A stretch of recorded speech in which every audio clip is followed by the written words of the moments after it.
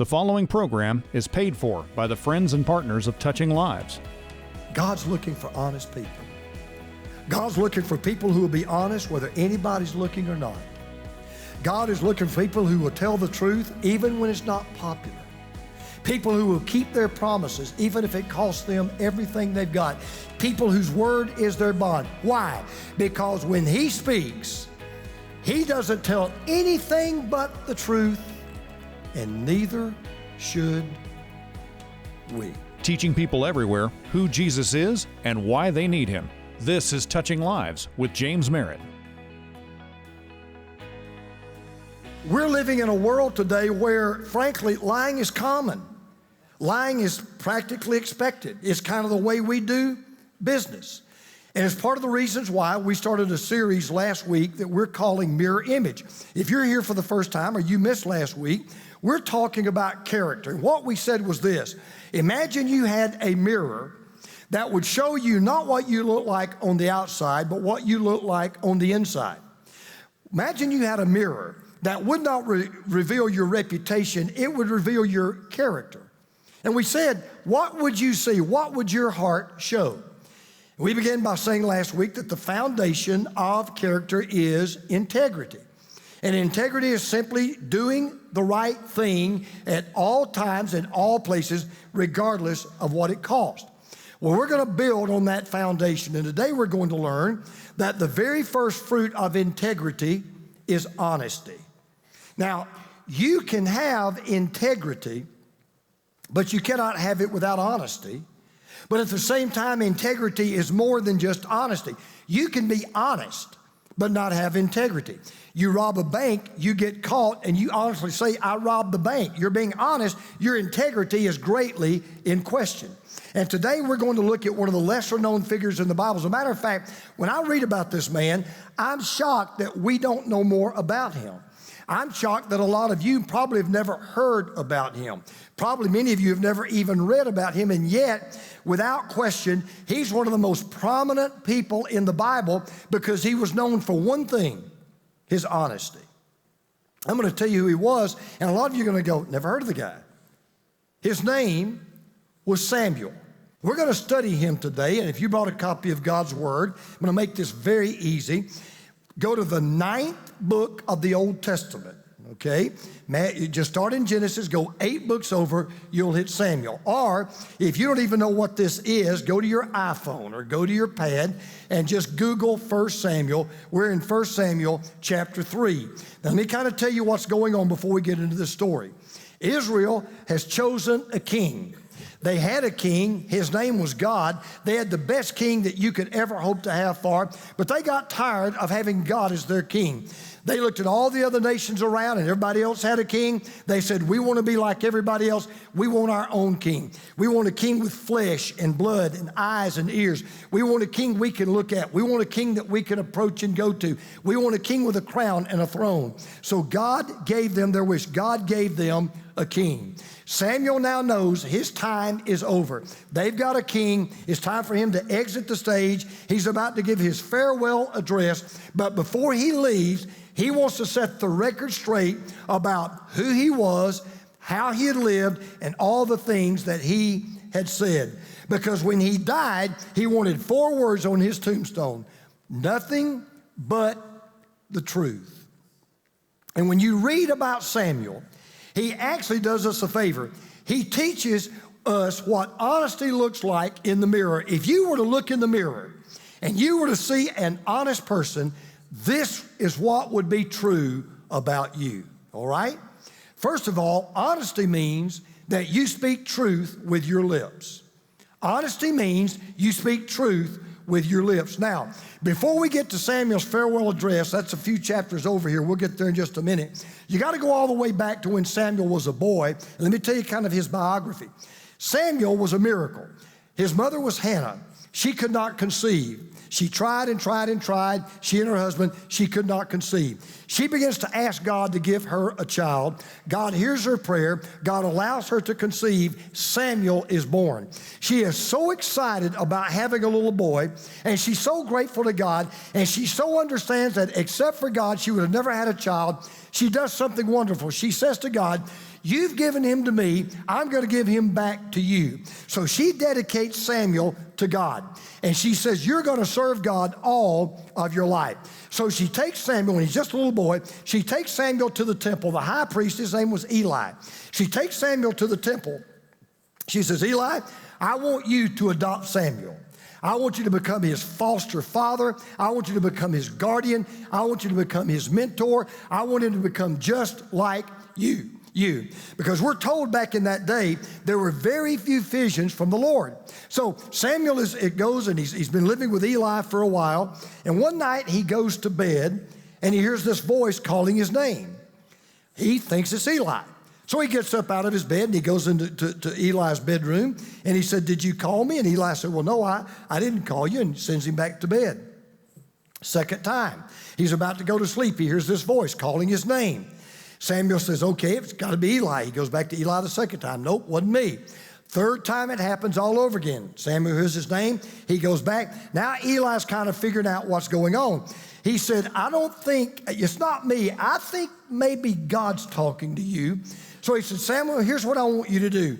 If you hear that voice again, here's what I want you to say. Speak, Lord, for your servant is listening. Samuel goes back to bed. His name is called. He says, speak, Lord, for your servant is listening. And then the Lord reveals to Samuel in a vision something that Samuel wished he didn't see. He reveals to Samuel what is going to happen to Eli. Because Eli, as great a man as he was, Eli had failed miserably. He had two associate priests. They happened to be his sons. And his sons were doing terrible things. They were defiling the altar. They were actually skimming money off the top. They were taking offerings that did not belong to them. And on top of all of that, they were actually sleeping with other women in the temple. And Eli had turned a blind eye. Eli had not disciplined his sons. Eli had let this business go on. So now God's telling Samuel, this is what I'm going to do to Eli. So we pick up the story. And the Lord said to Samuel, see, I'm about to do something in Israel that will make the ears of everyone who hears about it tingle. At that time, I will carry out against Eli everything I spoke against his family from beginning to end. For I told him that I would judge his family forever because of the sin he knew about. His sons blasphemed God, and he failed to restrain them. Therefore, I swore to the house of Eli, the guilt of Eli's house will never be atoned for by sacrifice or offering. Now, you're Samuel. You're just a little boy.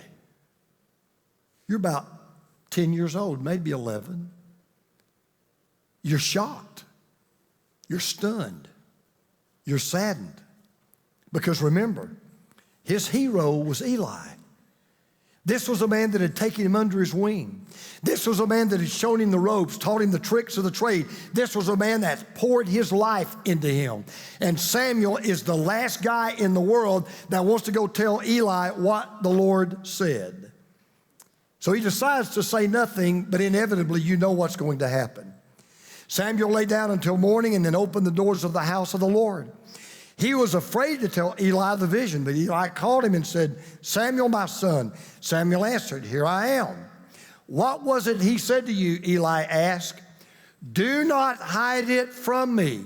May God deal with you, be it ever so severely, if you hide from me anything he told you. Whew. So you're Samuel. What are you going to do? I mean, you're not even old enough to drive a chariot. You're not even shaving. This man is your hero. He's your mentor. He knows more about the Word of God in his finger than you know in your whole body. You know what you want to tell him? We're going to Disney World. But he can't do that. He wanted to. He wanted to lie. And by the way, keep this in mind, even though he's a little boy, this is a test for Samuel. Because now he's heard the truth. He has seen the truth. He knows the truth. Now the question is, will he tell the truth? The whole truth. And nothing but the truth, So help him God, because even though it will be tough and difficult, he's got to make a decision. Do I want to tell Eli what he wants to hear?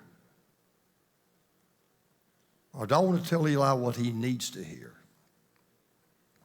Now, I'm going to take a little break from my notes here for just a second. I'm going to just say one thing, and just in passing, and I'm not thinking of anybody or any church or anything, and I'm not throwing rocks at anybody. I just want to kind of advise you of something. There are only two kinds of churches in the world. There are churches that you can walk into, and they'll tell you what you want to hear. And there are churches that you walk into, and they'll tell you what you need to hear. And I don't say this to brag, and I don't say with any arrogance whatsoever, but if you're a guest of ours, you just need to be apprised of this.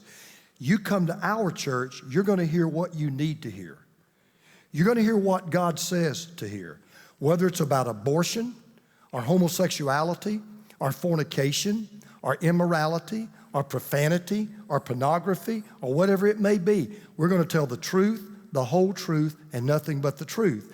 And the simple reason for that is one day, this guy right here is going to stand before God, and God's going to measure one thing, me by one thing, by every word I've ever said on any platform I've ever been on. And here it is. James, did you always tell my truth, the whole truth, and nothing but the truth?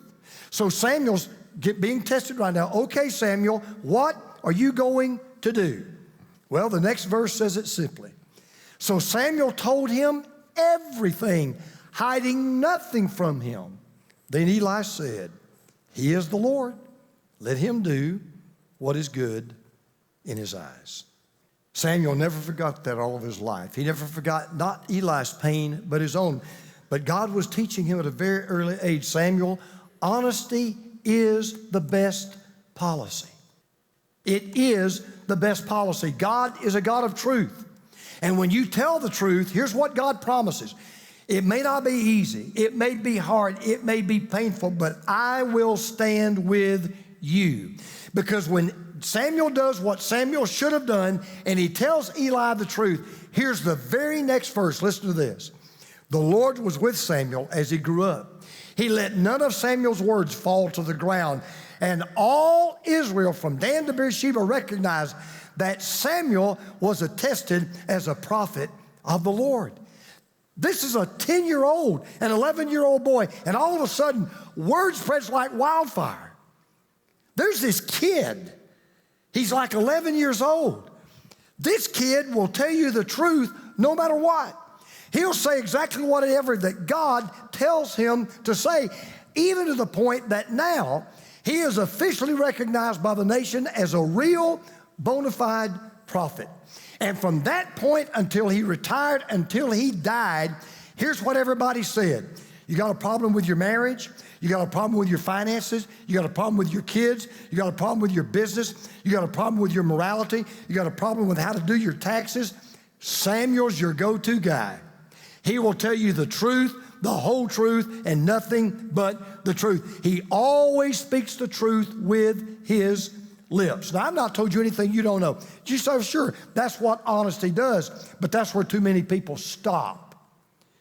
Because now honesty not only means that you speak truth with your lips, honesty means that you show truth through your life. Because this is really about to get a lot deeper and a lot better. Now we're going to fast forward about 40 years. Samuel is about maybe 50, 55 years old. His ministry is coming to a close. Israel now has a king. It's time for him to exit the stage. It's time for him to move on and go do something else. But before he does, he wants to say a final goodbye to the nation that he served for 40 years. So we're in 1 Samuel 12. We pick up the story. Samuel said to all Israel, I've listened to everything you said to me. I've set a king over you. Now you have a king as your leader. As for me, I'm old and gray, and my sons are here with you. I've been your leader from my youth until this day. Samuel has a 40-year track record. He says, you know what? You've watched me since I was a boy. Many of you have grown up with me. I went to school with a lot of your kids. Some of you taught me. I've worshiped with you. You brought your problems to me. I've gone into battle with you. And then he's kind of setting them up because he makes one of the boldest statements about character you will ever find anywhere, not just in the Bible, but in all of history. Listen to what he says. He says, "Here I stand. Testify against me in the presence of the Lord." He's talking to the whole nation. "Testify against me in the presence of the Lord and his anointed. Whose ox have I taken? Whose donkey have I taken? Whom have I cheated? Whom have I oppressed? From whose hand have I accepted a bribe to make me shut my eyes? If I have done any of these things, I will make it right." Now he's standing before the entire nation. Neighbors he grew up playing with, kids he went to school with, people who taught him, people he did business with, his family, people that know him inside and out. He says, "Listen, I want a full-blown audit. I want you to open the books. I want you to check the records. I want you to investigate your witnesses. You see what you can find. I don't need a lawyer. I don't need an attorney. I don't need a mediator. I don't need an arbitrator. I'm not equivocating. I'm not hesitating. I have been honest every day in every way all of my life." And he says, "I'm giving you right now carte blanche. I defy anyone to prove I've deceived, I've deluded, I've defrauded anybody. Check my tax returns, check my expense reports. They're accurate to the penny. I have never played favorites. I've never taken any bribes," because to Samuel, honesty was not just the best policy, it was his policy. But what Samuel wanted them to know was this. This is one politician that's never lied to you. This is one priest that never lied to you. This is one prophet that never lied to you. This is one judge that never lied to you. I never told you a lie. This was one that didn't. So what was the conclusion? He said, "Okay, you're the judge, you're the jury, give me your verdict." Listen to what they say. This is awesome. "You have not cheated or oppressed us," they replied. "You have not taken anything from anyone's hand." Samuel said to them, "The Lord is witness against you, and also his anointed is a witness this day, that you have not found anything in my hand." Samuel stands before his people and he says, "Listen, I'm retiring. I'm out of here. I don't want a gold watch. I don't want a framed certificate. I don't want a trip to Disney World. I'm not even looking for a pension. Here's what I do want. I want a divine certification, and I want everybody here to sign it, that I've been a man of honesty and my integrity." And I want to tell you, when I read that, when I was preparing this message, I thought to myself, is there anything better? Is there anything greater? Is there anything higher than ending your career and ending your life where you have so walked with God that nobody can find anything about you? Nobody can say anything negative about you.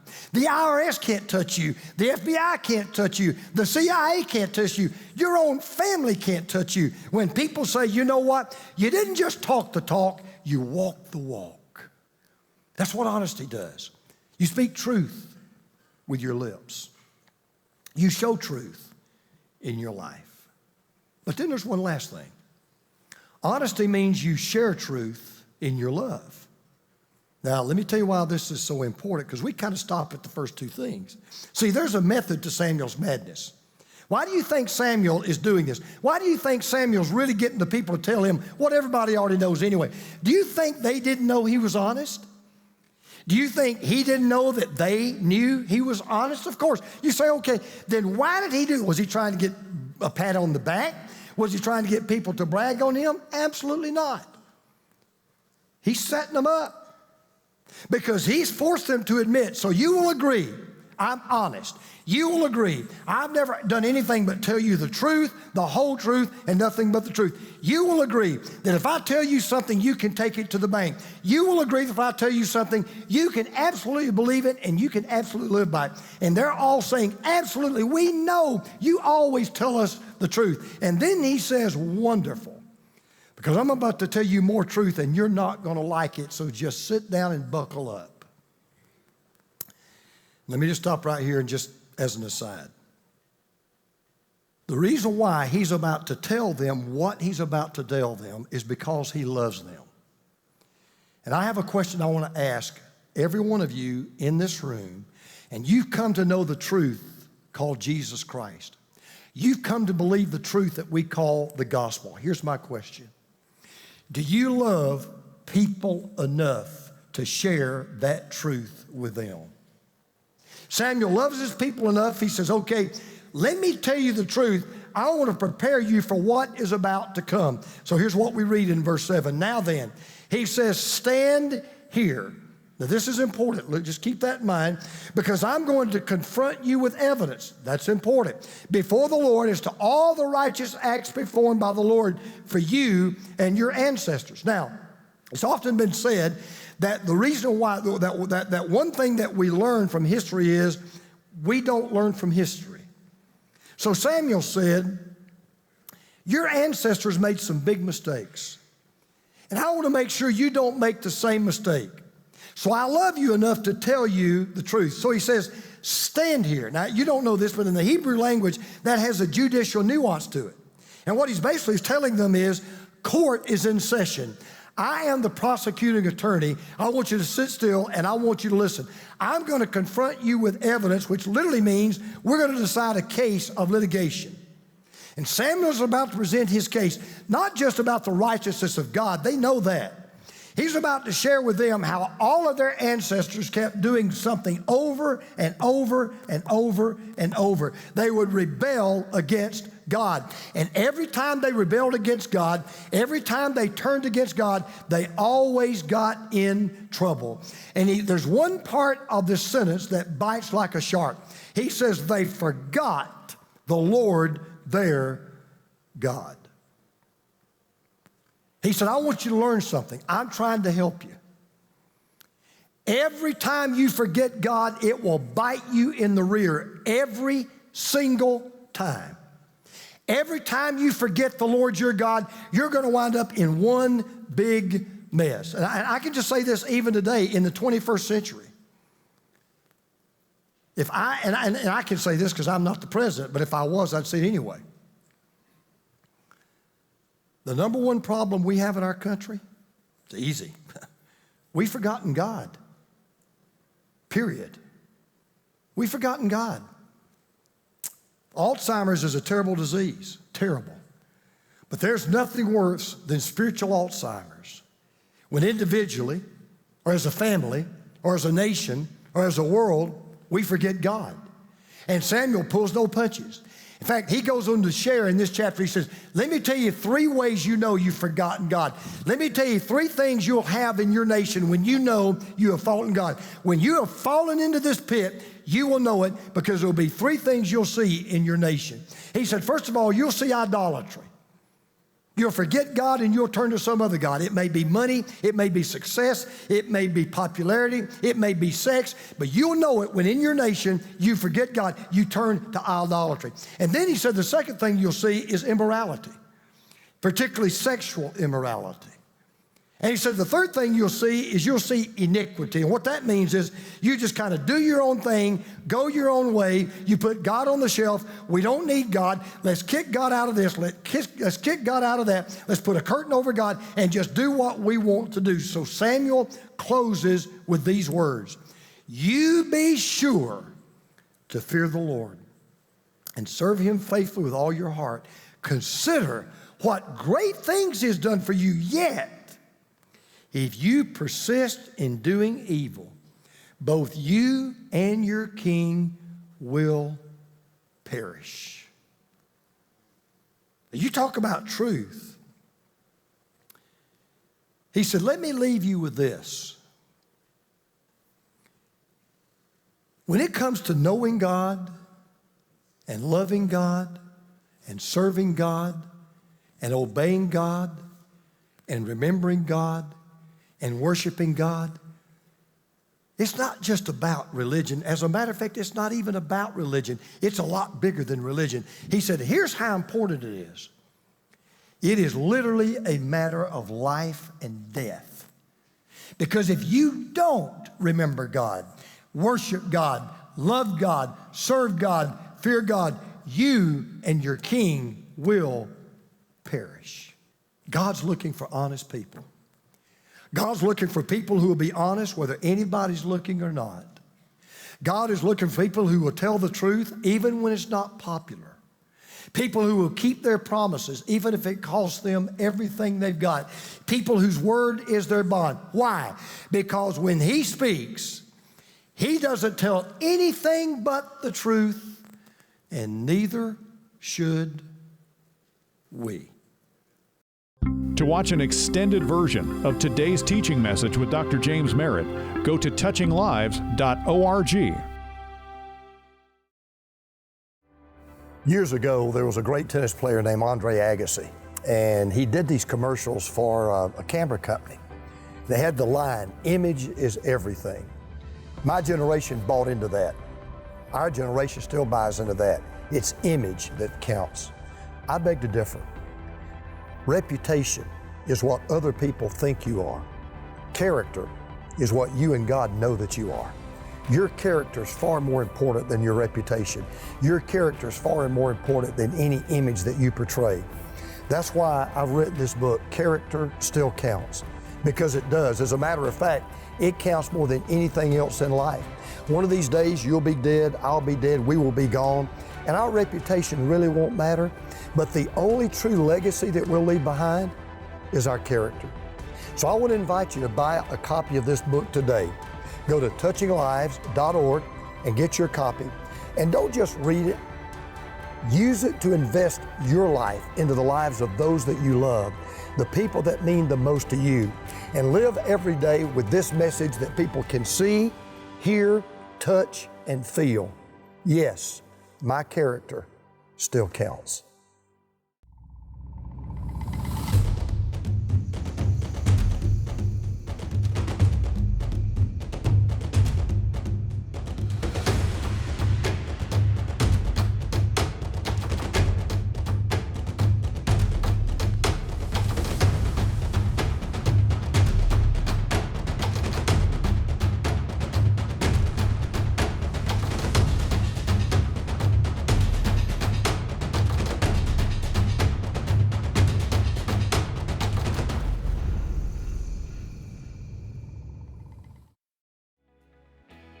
Touching Lives, teaching people everywhere who Jesus is and why they need Him.